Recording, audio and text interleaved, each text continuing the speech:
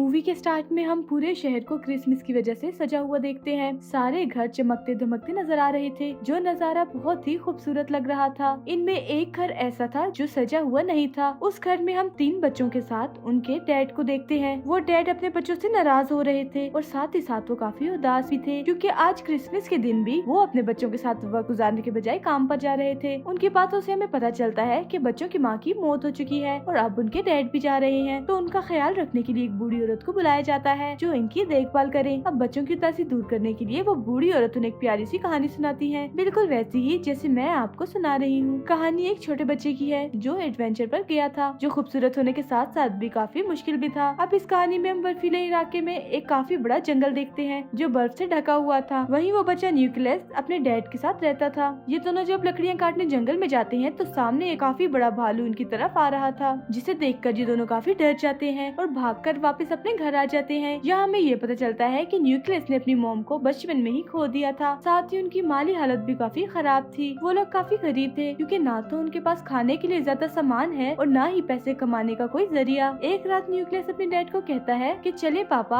आज मुझे कोई कहानी सुनाए जो बहुत मजे की हो। तब उसके डैड उसी की मॉम की कहानी सुनाते हैं कि काफी सालों पहले तुम्हारी मॉम ने इन बर्फीली चोटियों को पार किया। वहाँ 2 सोते हुए मॉन्स्टर थे जो दरअसल पहाड़ ही थे। तुम्हारी मॉम उनके बीच से निकलकर दूसरी तरफ गई, जहाँ एक अलग ही नस्ल के लोग रहते हैं। वो एल्फ्स का गांव है जिन्हें एल्फिम कहते हैं। एल्फ्स दरअसल होते तो इंसान ही है, बस उनकी शक्ल सूरत थोड़ी सी अलग होती है। मतलब उनके कान थोड़े से नुकीले और लंबे होते हैं। वो एल्फ्स लोग कोई आम नहीं थे, बल्कि उनके पास जादुई शक्तियाँ थी। उन्होंने तुम्हारी मॉम के साथ काफी अच्छा बर्ताव किया था, काफी अच्छे से उनका वेलकम किया। और फिर जब तुम्हारी मॉम वापस लौटी तो उनके पास बहुत सारी चॉकलेट्स और खिलौने थे जो आसपास के लोगों में हमने बांट दिए, जिससे हर तरफ खुशियाँ फैल गयी। इसी दौरान उन्होंने कमरे में किसी जानवर के होने का एहसास होता है। तब उसके डैड उस जानवर को मारने के लिए कुल्हाड़ी उठाकर उसे ढूंढने लगते हैं, मगर देखते हैं कि वो जानवर तो एक छोटा सा चूहा है, जिसे मारने की उसके डैड बहुत कोशिश करते हैं, लेकिन हर बार वो बचता रहता है। जिसके बाद वो चूहे को न्यूक्लियस के कहने पर छोड़ देते हैं, क्योंकि वो छोटा सा चूहा उसे बहुत ही प्यारा लग रहा था और वो उसके साथ दोस्ती करना चाहता था। फिर अगले दिन न्यूक्लियस उसका नाम रखता है। वो उससे बात करने की कोशिश करता है और चूहे को भी कहता है कि तुम भी बोलो, जिस पर उसके डैड कहते हैं कि बेटा चूहे नहीं बोल सकते। जिसके बाद दोनों बाप बेटे राजा के महल में जाते हैं, क्योंकि आज उन्होंने अपने गांव के रहने वाले हर इंसान को बुलाया था। राजा उन सभी को बताते हैं कि मैंने उम्मीद के साथ साथ जीने का मकसद भी खो दिया है, और जो इंसान मुझे उम्मीद के साथ साथ जीने का मकसद पिला कर देगा तो उसके बदले में मैं उसे माला माल कर दूंगा। अब जो कहानी न्यूक्लियस के डैड ने उसको सुनाई थी वो अब पूरे ही गाँव में फैल गयी थी, जिससे लोगों को लग रहा था कि एलिस का गाँव एल्फम सच में पाया जाता है, जहाँ जाकर वो राजा के लिए खुशियाँ, उम्मीद और जीने का मकसद ला सकते हैं, जिसके बदले में राजा उन्हें माला माल कर देगा और वो लोग अमीर बन जाएंगे। गाँव के कुछ लोग न्यूक्लियस के डैड से मिलने आते हैं और उन्हें अपने साथ चलने को कहते हैं। इसमें इनके साथ मिलकर वो एल्फम गाँव को ढूंढेंगे और राजा के दिए गए माल से अमीर हो जाएंगे। अपना गरीबी का हाल देखकर उसके डैड उनके साथ जाने के लिए मान जाते हैं। ये बात जब वो न्यूक्लियस को बताते हैं तो वो उदास हो जाता है, मगर वो उसे तसल्ली देते हुए कहते हैं कि मैं वादा करता हूँ बेटा, 7 से 8 दिन में मैं वापस आ जाऊंगा और मेरे आने तक तुम्हारा ख्याल मेरी बहन रखेगी। जब उसके डैड की बहन घर आती है तो वो उसके डैड के सामने तो काफी अच्छी अच्छी बातें करती हैं, बहुत अच्छे से पेश आती हैं, लेकिन जब उसके डैड जाते हैं तो वो अपना रंग दिखाने लगती हैं। वो पूरे घर पर कब्जा करके न्यूक्लियस के साथ काफी बुरा करती हैं। वो उसका सामान देकर उसे घर से बाहर निकाल देती हैं। सामान में न्यूक्लियस की एक गुड़िया भी थी जो सब्जी की बनी हुई थी। वो उसे बेहद ही प्यारी थी, क्योंकि वो उसकी मॉम ने बनाई थी, जो उनकी आखिरी निशानी भी थी। बाहर आने के बाद न्यूक्लियस अपने लिए एक टेंट लगाता है और अपने चूहे तो उसके साथ रात बाहर ही गुजारता है। अब काफी दिन हो गए थे, लेकिन अभी तक उसके डैड वापस नहीं आए थे, जिससे वो भी अपने डैड के वापस आने की उम्मीद खो चुका था। उसे लग रहा था कि कहीं उसके डैड के साथ कुछ हो न गया हो। अब खाने की तंगी तो उनको पहले से ही थी, लेकिन एक दिन उसके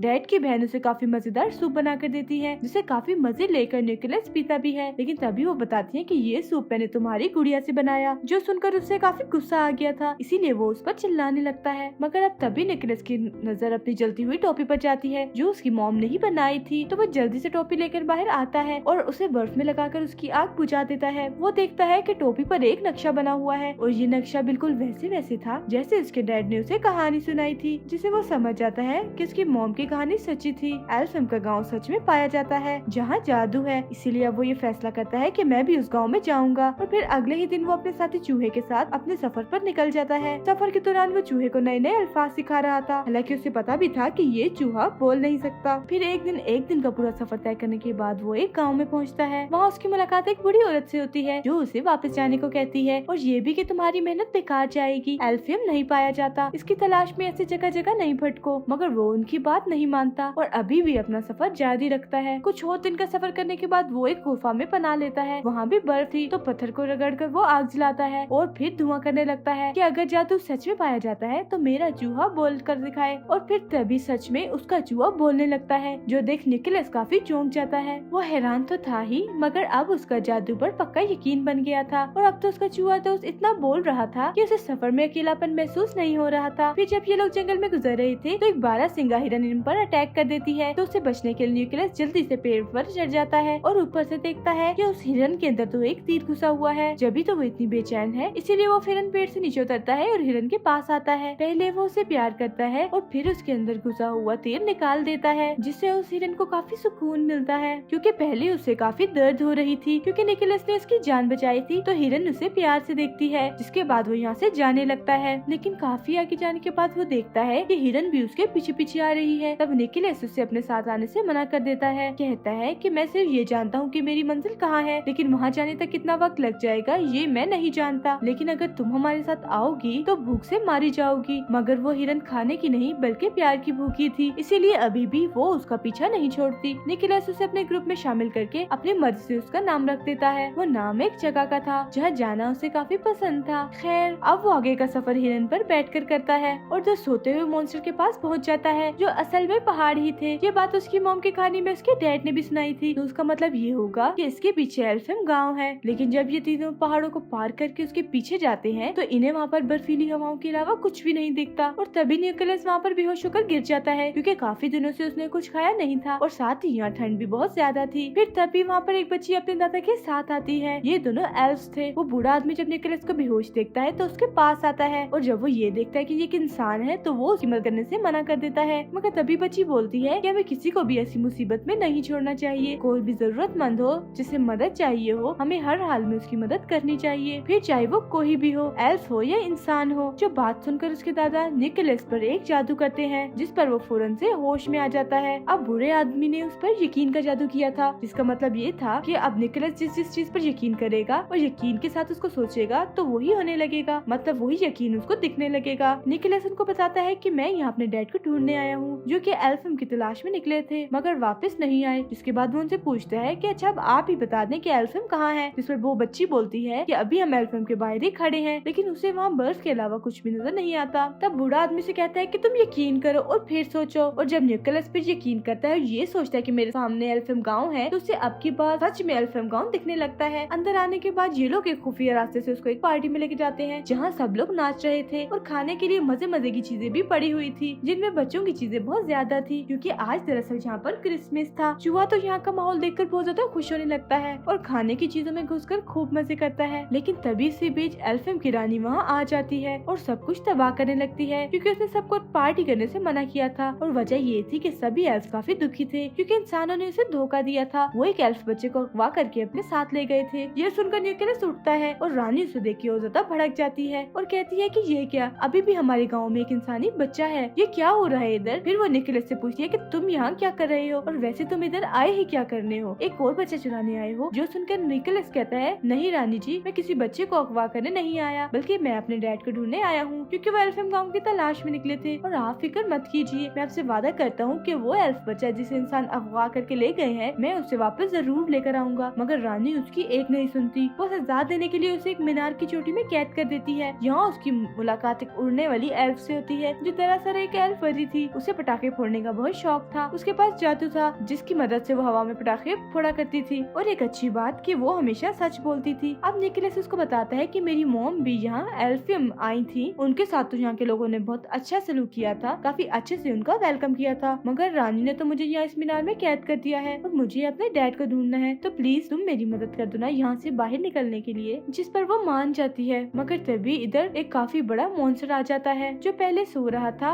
और अब इन दोनों की आवाजों से उसकी आंख खुल गई थी। वो जैसे ही एक इंसान यानी निकोलस को यहाँ देखता है तो उसको पकड़ लेता है, क्योंकि वो उसे खाने का सोच रहा था। और ये देखकर निकोलस की हालत ही खराब हो जाती है। तब वो परी एल्फ उसकी जान बचाने के लिए मॉन्स्टर के मुंह में एक जलता हुआ पटाखा डाल देती है, जिससे वो मॉन्स्टर किसी गुब्बारे की तरह फट जाता है और वो निकोलस को देखकर यहाँ से ऊपर जाती है और वो दोनों उड़कर एक छत पर आकर गिरते हैं, जिसे रानी के गार्ड देख लेते हैं। तब उनसे बचने के लिए वो निकोलस को यहाँ से ले जाने लगती है। इसी भागम भागे निकोलस एक क्लास में घुस जाता है, जहाँ की टीचर एक इंसान को देखकर काफी हैरान थी और फौरन गार्ड्स को यहाँ बुलाने लगती है। मगर तभी वो टीचर को समझाता है कि आप इंसानों को इसीलिए बुरा समझती हैं क्योंकि वो एक एल्फ बच्चे को अगवा करके ले गए। मैं वादा करता हूँ कि मैं उस बच्चे को वापस जरूर लेकर आऊंगा। जो सुनकर वो टीचर निकोलस को एक खुफिया रास्ते से भगा देती है। इतनी ही देर में उधर उसके हिरन दोस्त भी आ गई थी, जिस पर निकोलस और एल्फम परी बैठकर यहाँ एल्फम गाँव से निकलने लगते हैं। जिस दौरान गार्ड भी उसका पीछा कर रहे थे। तब उसका ध्यान भटकाने के लिए एल्फ परी बार बार पटाखे फोड़ने लगती है, लेकिन जब वो देखती है कि बाहर जाने का दरवाजा बंद हो रहा है तो वो खुद अंदर ही रुककर निकोलस को यहाँ से भगा देती है। काफी मीलों का सफर तय करने के बाद भी निकोलस को अगवा हुए एल्फ बच्चे का कोई नामो निशान नहीं मिलता। फिर जब वो कोर्ट से दुआ करता है कि मुझे कोई रास्ता दिखाए, तो तभी से जंगल में एक गोल्डन रंग की रस्सी बंधी हुई दिखती है, जिसका पीछा करने पर वो एक पिंजरे तक पहुँचता है, जिसमें और कोई नहीं बल्कि वो एल्फ बच्चा कैद था। अब इससे पहले वो उसे यहाँ से निकालता तभी इधर कुछ लोग आ जाते हैं, जिनमें निकोलस के डैड भी थे। वो अपने डैड से गले मिलता है और कहता है कि हमें इस एल्फम बच्चे को वापस छोड़ना होगा, जिस पर उसके डैड समेत सब लोग मना कर देते हैं। कहते हैं कि नहीं, हमें इस वापस नहीं दे सकते क्योंकि हो सकता है कि राजा इसे देखकर खुश हो, इससे उन्हें उम्मीद और जीने का मकसद मिले, जिसके बदले में वो हमें ढेर सारा पैसा देंगे। अब इसीलिए वो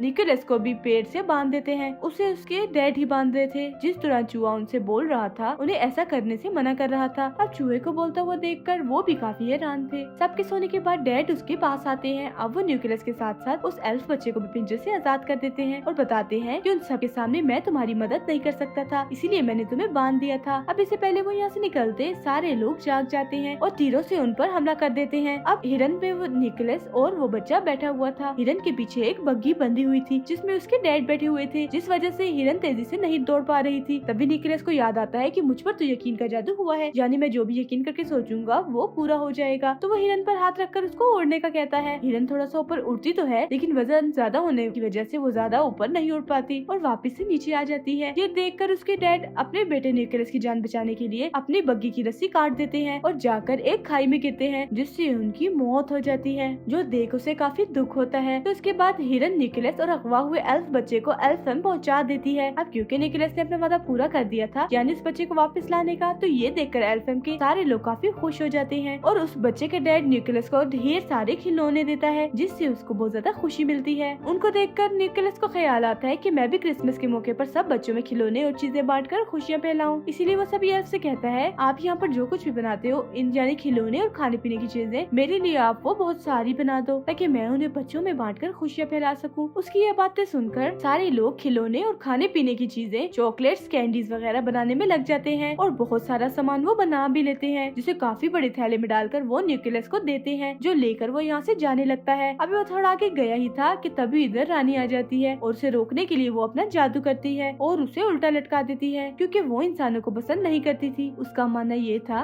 कि इंसान मतलबी होते हैं। मगर तभी रानी की नजर निकोलस के गले में लगे रॉकेट में जाती है, जो उसकी मॉम का था। निकोलस ये बात रानी को बताता है कि ये मेरी मॉम का है, तो वो उसे नीचे उतारती है। वो जज्बाती हो गई थी और कहने लगती है कि काफी सालों पहले तुम्हारी मॉम इधर आई थी, हम दोनों बहुत अच्छी दोस्तें थी, लेकिन जब वो यहाँ से गई तो बहुत सारे खिलौने और चॉकलेट्स लेकर गई। साथ ही जाने से पहले उन्होंने ये वादा किया था कि मैं वापस जरूर आऊंगी और मैं आपसे मिलने आती रहा करूंगी, लेकिन आज काफी साल हो गई, लेकिन वो यहाँ पर कभी भी नहीं आई। जिस पर निकोलस बताता है कि वो आती जरूर, लेकिन जब मेरी मॉम यहाँ से गई तो एक बीमारी की वजह से उनकी मौत हो गई। ये सुनकर रानी समेत सभी लोग काफी हैरान और दुखी हो गए थे। रानी को यकीन आ गया था कि सभी इंसान एक जैसे नहीं होते, मतलब इंसान बुरे होते हैं तो उनमें से कुछ अच्छे भी होते हैं। इसीलिए वो उसे तोहफे से भरा हुआ थैला ले जाने देती है, लेकिन वो चीजों से भरा थैला लेकर वो हिरन पर बैठता है और उड़ जाता है और सीधा आता है राजा के महल में, जहाँ राजा काफी उदास थे। वो राजा को खिलौने की सूरत में खुशी और उम्मीद की किरण दिखाता है, जिसके बाद राजा और निकोलस हिरन पर बैठ के सब बच्चों के घर जाते हैं और उनके पास खिलौने और चॉकलेट, कैंडीज रखते हैं, क्योंकि जब बच्चे सुबह उठकर अपने खिलौने देख कर खुश होंगे तो बच्चों की वो खुशी ही राजा के लिए उम्मीद की किरण होगी। सब बच्चों को खिलौने बांटने के बाद राजा निकोलस से कहता है कि मेरे लिए एक काम करोगे, हर साल ऐसे ही तुम्हें खिलौनों की सूरत में बच्चों को खुशियाँ और उम्मीद की किरण देनी होगी, और इस काम में मैं भी तुम्हारा साथ दूंगा। और साल का वो दिन होगा क्रिसमस का दिन, जिस पर वो मान जाता है। जिसके बाद निकोलस अपने डैड की बहन के पास भी जाता है, उन्हें भी चॉकलेट्स और गिफ्ट देता है और फिर वो उड़ जाता है। उसे उड़ता हुआ देखकर वो काफी हैरान भी थी। अब उसे भी जादू पर यकीन हो गया था। अब ये प्यारी सी कहानी इधर ही खत्म हो जाती है, जो सुनकर वो तीनों बच्चे काफी खुश हो जाते हैं। यानी शुरुआत वाली जिन्हें बूढ़ी औरत कहानी सुना रही थी। जब वो नीचे आती है तो देखती है कि उनका पूरा घर क्रिसमस की लाइट और पेड़ों से सजा हुआ है, जो देखकर उन बच्चों की खुशी का तो कोई ठिकाना ही नहीं रहता। और फिर जब वो बूढ़ी औरत बाहर जाने के लिए अपनी टोपी पहनती है तो बच्चों को उनकी बड़ी सी नोकीली से कान दिख जाते हैं, जो देखकर वो समझ गई थी कि ये भी एक एल्फ ही थी। अब बाहर जाकर वो बूढ़ी औरत आसमान में अपने जादू से पटाखे फोड़ने लगती है, जो देखकर हम समझ जाते हैं कि ये और कोई नहीं बल्कि एल्फ परी है, जो कि सच बोला करती थी। अब ये कहानी हमें बहुत सारे सबक देती है, यानी हमें हमेशा खुशियों को बांटते रहना चाहिए और दूसरों की मदद करनी चाहिए, फिर चाहे वो क्रिसमस का दिन हो चाहे कोई भी। और हमें बुरों के साथ भी अच्छा करने चाहिए और हमेशा हर चीज के होने का यकीन रखना चाहिए। इसी के साथ ही ये प्यारी सी कहानी यहीं पर खत्म हो जाती है।